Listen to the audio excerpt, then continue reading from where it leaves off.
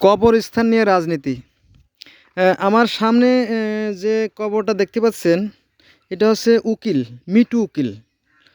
এটা হচ্ছে উকিলের কবর।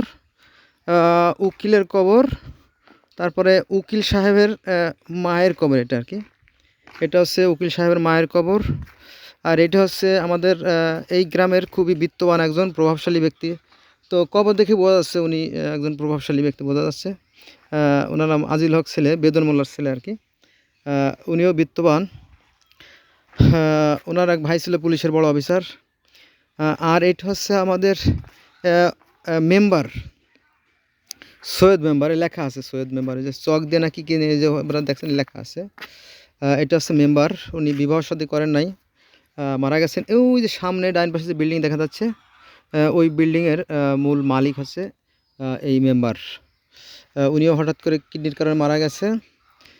ও ছেলেটাও কম বয়সে, সব কে কখন মারা যায় বলা যায় না আর কি, মারা গেছে। আর এটা হচ্ছে আপনার উকিল সাহেবের মায়ের কবর। এটা এটা উকিল সাহেবের মায়ের কবর। আর এটা হচ্ছে উকিল সাহেবের কবর। পরে কথা বলি, আগে দেখাই। এটা হচ্ছে উকিল সাহেবের মায়ের কবর। এই দেখেন, এখানে কিন্তু রাজনীতি চলে, মানে মরার পরেও রাজনীতি চলে। এটা আর কি। এইখানে আমার মায়ের কবর। এই যে মাঝখান যে পথটা, এই পথের ঠিক এই যে কর্নারে যে বাউন্ডারি, এই বাউন্ডারির প্রথম কবর হচ্ছে আমার এক দাদি, তারও দাদির পরে হচ্ছে আমার মায়ের কবর। এখানে শুয়ে আছে, আল্লাহ তাকে ভালো রাখুক। বড় ভালো মা ছিল আমার। এবার আসেন, আপনারা দেখতে পাচ্ছেন যে গোটা কবরস্থানে কিন্তু কোনো নাই, আর কোনো পাকা স্থাপনা নাই। এই পাশে একটা কবর আছে, পাকা কবর। এটাও আর একজন উকিল, বলো রুহুল আমের মুন্সি, উনি উকিলের কবর। এই হলো বিষয়। তো আমি বলছিলাম যে আমার মায়ের কবরটা পাকা করা যাবে কি না। তা বলো যে এটা তো রাস্তার সাইডের কবরগুলো নাকি পাকা করা যাবে না, এই আর কি বিষয়টা দেখতে পাচ্ছেন। তো একটা কথা বলি, এই যে মিটি উকিল, উনি এখন বিশ্রামে আছেন, শুয়ে আছেন, কোথায় আছেন আল্লাহ পাক ভালো জানে। তো উনার বাড়ি এই পাশেই, যে চকচকে বিল্ডিং দেখা যায়, এই পাশে বাড়ি। তো ওনার কাছে আমি গেলাম, যে বললাম ভাইয়া, আপনাদের বাড়ির ভিতরে আমার একটা জমি আছে, সামান্য একটু জমি আছে, এই জমিটা তো আর খাইতে পারবো না, টাকাটা দেন। তা বলো যে আমি এখন ব্যস্ত আছি, এখন কোনো কথা বলতে পারবো না। এই সে আমার সাথে কোনো কথা বললো না, বরং ধমক দিয়ে ঘর থেকে বের করে দিল আর কি। এই যে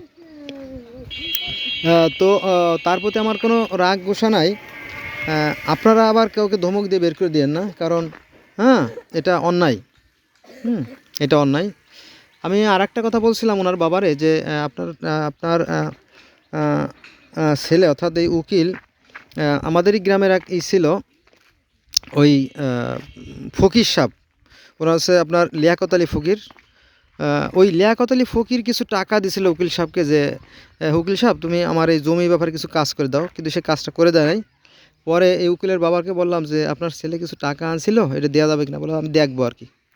তো সেই লিয়াকত সাহেবও মারা গেছে, উকিল সাহেব মারা গেছে। এখন এই টাকা আর কী হবে আমি জানি না আর কি। এরকম তো অনেক কাহিনী আছে, বললে হয়তো ফুরাবে না দিন। এই তো এখানেও রাজনীতি দেখেন, যারা বিত্তবান তারা রাজনীতি করে আর কি।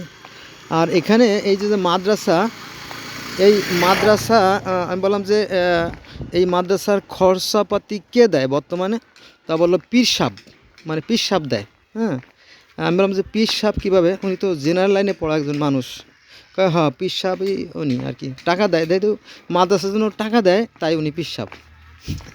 বুঝছেন, এই দেখেন আজব কাণ্ড। টাকা যার আছে সেই পীর, তারপরে অলিয়া আউলিয়া দরবেশ কুতুব গাউস সব হয়ে যাওয়া যায়। আর যারা টাকা নাই, তার কোনো নাম নাই, নিশানা নেই, গন্ধ নাই, তার কিছুই নাই। টাকা দিলে আপনার সব আছে, টাকা দিলে কিছু নাই, টাকা না দিলে আর কি।